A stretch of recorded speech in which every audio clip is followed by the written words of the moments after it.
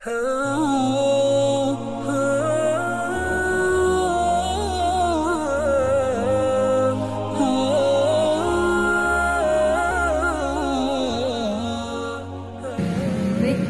bismillahirrahmanirrahim. Assalamualaikum warahmatullahi wabarakatuh. Waalaikumsalam warahmatullahi wabarakatuh. Alhamdulillahillazi ja'ala Ramadan syahru syiyam syahrul qiyam. Wassalatu wassalamu ala sayyidina wa habibina Muhammadin syedil anam wa ala alihi wa sahbihi syedil kiram, amma ba'du. Pertama-tama marilah kita panjatkan puja dan puji syukur kehadirat Ilahi Robbi, karena atas rahmat dan hidayahnya kita dapat berkumpul pada kesempatan kali ini. Salawat dan salam semoga tercurah limpah kepada Nabi Muhammad SAW sebagai contoh teladan bagi kita, dan kita berharap semoga di yaumul kiamah kelak kita dapat bersamanya menuju surga Allah Subhanahu wa taala. Amin amin ya rabbal alamin. Hadirin rahimakumullah, telah datang kepada kita bulan Ramadan, syahrul mubarak, bulan yang penuh rahmat, bulan yang penuh berkah, di mana semua pintu surga dibuka dan juga pintu neraka ditutup oleh Allah Subhanahu wa taala. Maka betapa bahagianya kita apabila memulai Ramadan ini dengan berbagai macam aktivitas ibadah. Itu salah satunya adalah puasa.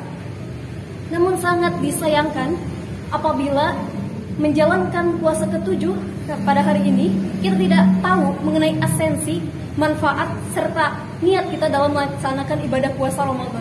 Maka dari itu Allah Subhanahu wa taala berfirman untuk mengapa gunanya dalam melaksanakan ibadah puasa Ramadan, khususnya dalam Al-Quran surah Al-Baqarah ayat 183, yang artinya wahai orang-orang yang beriman,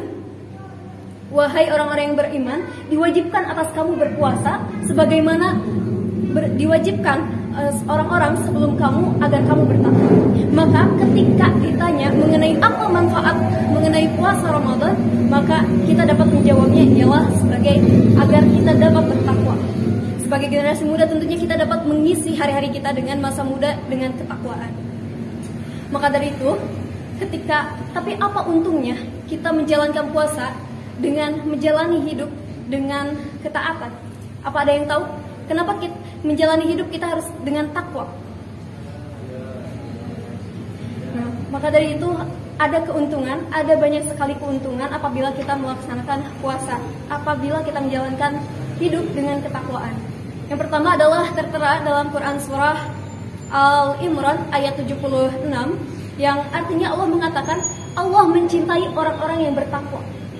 Kemudian tidak hanya sampai di sana, ada juga tertera dalam Quran surat At-Talaq ayat 2 dan 3, bahwasanya yang pertama, barang siapa yang bertakwa kepada Allah, maka Allah akan mudahkan, Allah akan berikan jalan keluar dari setiap masalah yang ia terpa. Kemudian tidak hanya di sana, ada juga Al-Quran surah At-Talaq ayat 3, Allah mengatakan bahwasanya Allah akan berikan rezeki dari arah yang tidak ia sangka-sangka. Maka dari itu, rizki di sini bukan hanya sekedar rizki materi, bukan hanya sekedar rizki uang, tapi hanya kita akan berkaitan dengan keberkahan dan juga puncaknya adalah surga. Saya juga mengutip kata-kata dari Ustaz Muhammad Nuzul Zikri, lamang tasya nasibaka minad dunya, jangan engkau lupakan bagianmu dari dunia. Maksudnya seperti apa? Maksudnya adalah ikhtiar, usaha kita menjalankan ibadah puasa, baik itu aktivitas ibadah, tujuannya bukan karena popularitas, tujuannya bukan karena kita hanya ikut-ikutan, bukan hanya karena panggung nambah besar, gak ada hasad, gak ada iri sama orang, tapi kita memang tujuan niat kita beribadah Allah untuk mencari ridha Allah, bukan ridhonya manusia.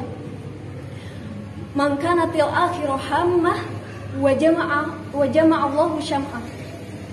Barang siapa cita-cita akhirat sebagai ambisinya, Allah sebagai cita-citanya, maka jama'a Allah insyaallah, Allah akan satukan tuh urusannya. Allah akan buat urusannya menjadi mudah, sukses, lancar, dan juga berhasil. Saya juga mengutip kata-kata mohon izin dari Bapak Profesor Dr. Ustaz Kiai Haji Dindin Salahuddin MA, bahwasanya ketika kita berkoalisi taat kepada Allah, maka kita akan mendapat rahmat dari Allah.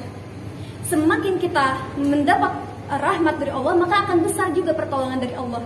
Maka dari itu hadirin rahimakumullah, betapa pentingnya kita menjaga ketaatan, betapa pentingnya kita menjaga momentum pada tahun ini dengan berpuasa, karena berpuasa akan meningkatkan kadar ketaatan kita kepada Allah Subhanahu wa taala. Dan apabila kita taat, maka dengan niat yang baik Allah akan mudahkan urusan kita.